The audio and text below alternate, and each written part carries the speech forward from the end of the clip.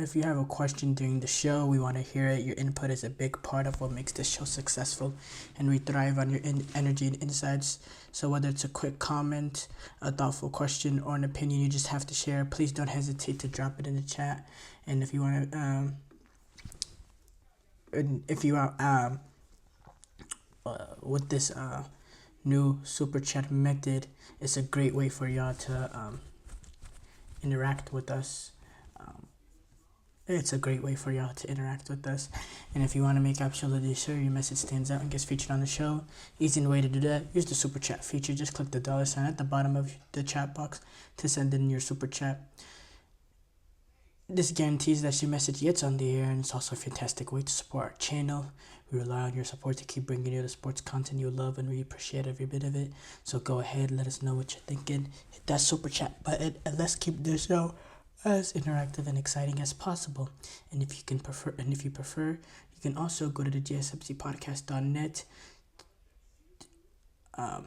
to tip, donate, and leave a comment or question there. We couldn't do what we did without your amazing support, and we're so thankful to have you as part of our community. We will start off with Maguire getting that late equalizer for Manchester United as they drew to Porto 3-3. As they drew with Porto 3-3.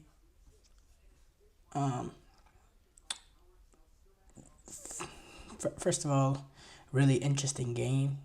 I do have to say, in the big picture, there's a lot of things, there's a lot of angles to take in this one. First of all, United were the team that went up 2-0. Rashford, he had that run, really good run, and then he ended up finishing. Mistake that came, in my opinion, from Diego Costa. He has to do much better there, but it was a good run for Rashford, and Rashford was having an electric first 45 minutes before he was yanked off at halftime. That's something we'll kind of discuss a little bit later on in this segment. But yeah, that was the opening goal. Højlund made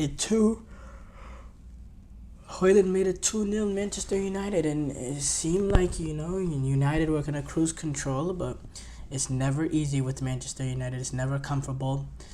Pepe makes it 2-1 in the 27th minute, and then Samu Omorodion, if you're a Chelsea fan, you probably recognize that name. That was the player that Chelsea were originally kind of signed that really delayed the Conor Gallagher deal, which when that deal couldn't get through to Chelsea, there was some issues and it just didn't go through. Omorodion, he got the goal in the 34th minute, and he also was able to take the lead for Porto in the 50th minute, shortly after halftime, to make it 3-2 United. 3-2 Porto, and it was one of those games. United go 2-0 up, and then you fast forward to the end of the game. Bruno Fernandes, 2 games in a row, he gets sent off. This is Bruno Fernandes that never been sent off for United, which is so ironic. He gets sent off with a second yellow offense, and you're chasing the game in the last 10 minutes. It was 10 men, but Maguire, he was able to head it home spectacularly in the final stages to, maybe give Ten Hag some sort of a lifeline, I do have to say. I don't think this is going to save his job or anything, but you lose this game, wow. Because I don't think it gets any easier. It was Porto coming up. If United lost this game, wow. And again, sometimes Erik Ten Hag is just digging his own grave. Marcus Rashford hasn't had a good start to the season. It was horrible last season. This first 45 minutes, though, he was elite. He looked like the Marcus Rashford of old. And Ten Hag decides to take him out in a game that you're down 3-2 and that you're chasing.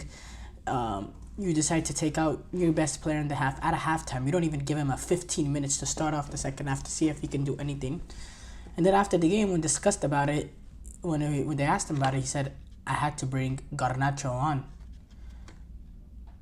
What does that even mean? Like, what? If you had to bring him on, if he's that valuable of a player, number one, why didn't you start him?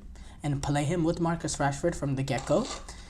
And it makes no sense. And yes, you have Villa coming up away, but you only got 1 point from your opening Europa League game.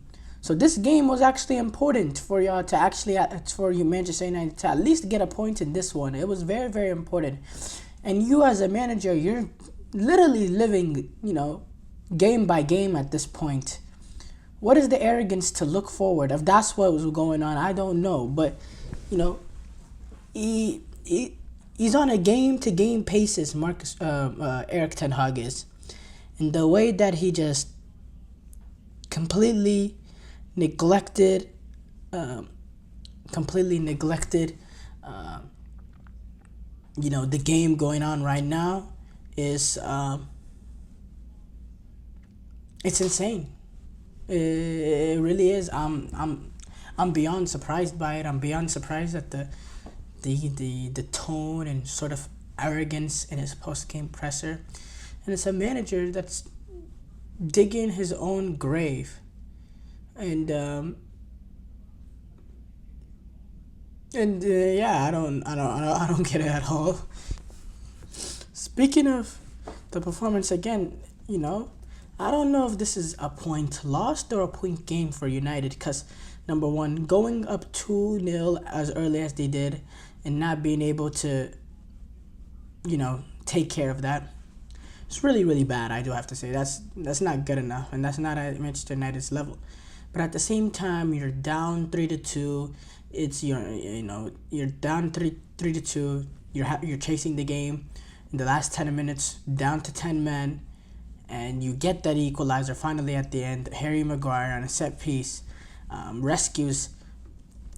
In that aspect, you'd be very happy about that. But at the same time, it's difficult to say whether this is a point gained, point lost. It's really, really hard. It's because of the circumstances and the total situation that United find themselves in right now was Ten Hag.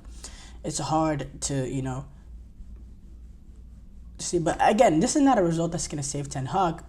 And from what we've seen United so far this season and what we've seen so far last season, how can we expect anything away than getting thumped when they go away to Villa? How do you expect anything other than that? How do we expect them to go to Villa? And Rashford is getting rest for that game. I mean, how can we expect anything less than being? And then if they get properly done by Aston Villa, how is Ten Hag going to retain his job entering that international break? I think that international break is gonna, there's a very good chance if this game goes really, really wrong, this Villa game, he's done. He's done. And I don't think, winning this game against Porto was going to make that, difference, to be honest. But, okay, but go back. Onana, he's just not good enough. Now, look, he made a really, really good save, preventing the Mazraoui own goal. But he needs to be serious questioned. Some mistakes that he makes is just so basic. For someone who's brought in, you're bringing into Manchester United, you're supposed to look world class. Just not good enough. I thought in general the back line was weak across the board. Dalot, Alessandro, De Ligt. I thought Mazraoui wasn't horrible. But the rest of them, I thought they were pretty poor. And they didn't look like... in general, the back five, including the goalkeeper, they didn't look with cohesion. They didn't defend with the focus levels that's expected of a team like United. They weren't disciplined enough. They gave up a lot of clear-cut opportunities. They looked easily playable against. And it was, and that's an issue. I thought Rashford, he was great. I do have to say in that first half, one of his best 45 minutes I've seen him play. So that's a positive. Something that would be negative as well, Bruno Fernandes, he's continuing to look really, really bad. He's looked horrible throughout the duration of the season. He gets sent off again. His previous red card got overturned after the after the Premier League, they appealed it, which you never see. But then he gets a red card, and this, in a second game in a row. I'm sorry, for a captain, that's just unacceptable. And I guess you want to have a little level of sympathy in the fact that this is an anomaly when you look at his career. He's not someone that he continuously gets red cards. I think this is his first two ever. I know the last red card he had was his first red card in the Premier League. It might be his first red card period at Manchester United. I think it was, but it's not good enough. When the performance levels drop, then overall the you better be squeaky clean in terms of your discipline.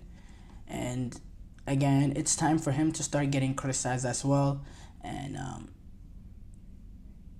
it's for Erik ten Hag to have that lead 2-0 and to oversee this team fall apart, collapse the way that they did, and some of the in-game decisions, not just in this game, but throughout the duration of the season, he's almost digging his own grave. It's so really crazy to watch.